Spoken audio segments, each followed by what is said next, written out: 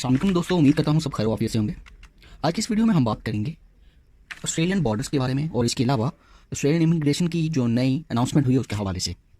ये announcement department of home field की website पे सबसे पहले 9 दिसंबर को पब्लिश हुआ।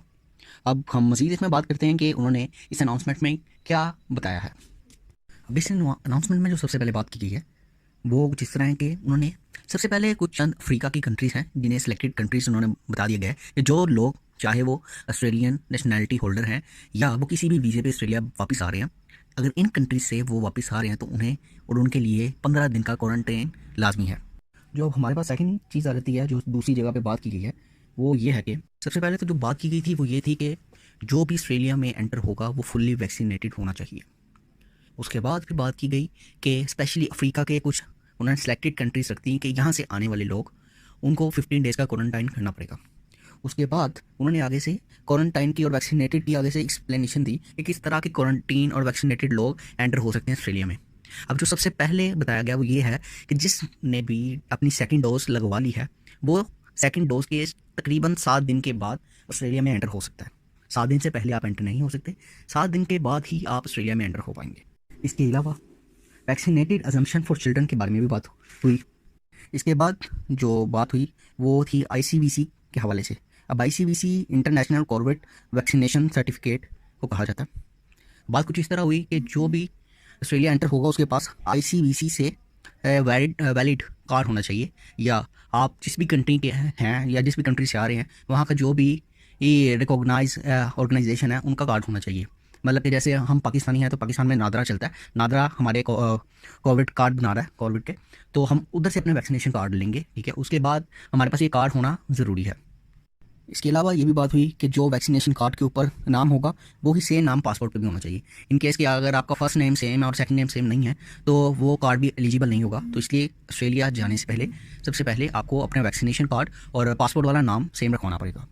इसके बाद जो नेक्स्ट चीज़ बताई गई है वो ये है कि वैक्सीनेशन, अगर कुछ लोग ऐसे हैं जो मेडिकल रीज़न की वजह से वैक्सीनेशन नहीं लगवा पा रहे तो वो अपनी एक डॉक्यूमेंट इस्टेब्लिश करेंगे, जो अलग से मिलेंगे। उसमें सारे आपकी मेडिकल डिटेल लिखी होगी कि किस डॉक्टर ने आपको रिकॉग्नाइज किया है या किस डॉक्टर ने आपको इस बारे में बताया कि आप वैक्सीनेशन नहीं लगवा सकते। वो टोटल पेपर वर्क होगा। उसके बाद वो बंदा भी ऑस्ट्रेलिया में एंटर हो सकता है, लेकिन सबसे पहली चीज़ उसके लिए जो जितने भी डॉक्यूमेंट्स हैं वो आपके प्रिपेयर होने चाहिए।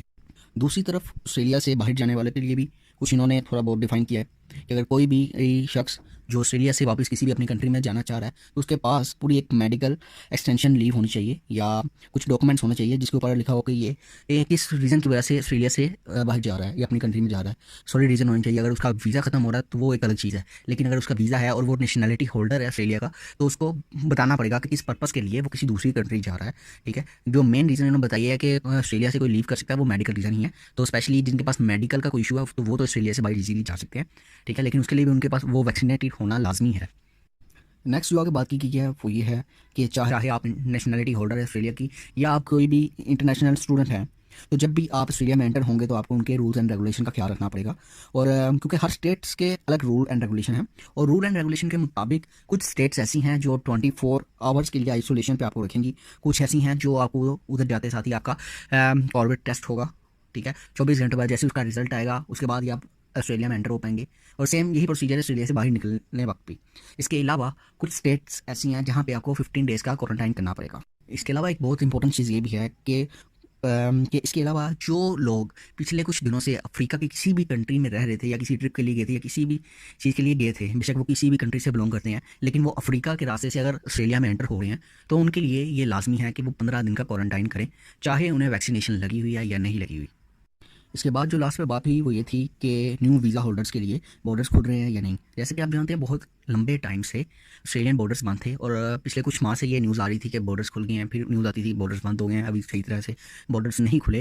तो वो उन्होंने ब्रीफली डिफाइन कर दिया है कि जो बॉर्डर्स हैं वो 15 दिसंबर से सबके लिए खुल रहे हैं और 15 दिसंबर से हर बंदा जिसके पास वैलिड वीज़ा है या जो ऑस्ट्रेलियन नेशनैलिटी होल्डर है वो ईजीली ऑस्ट्रेलिया का में ट्रैवल कर सकता है। ये थी ऑस्ट्रेलिया से रिलेटेड अब तक की लेटेस्ट न्यूज़। इंशाल्लाह आगे भी जो भी लेटेस्ट न्यूज़ आएगी तो हम अपनी इस चैनल पे ज़रूर अपडेट करेंगे। वीडियो वॉच करने का बहुत शुक्रिया। अपना ख्याल रखिएगा। अल्लाह हाफ़िज़।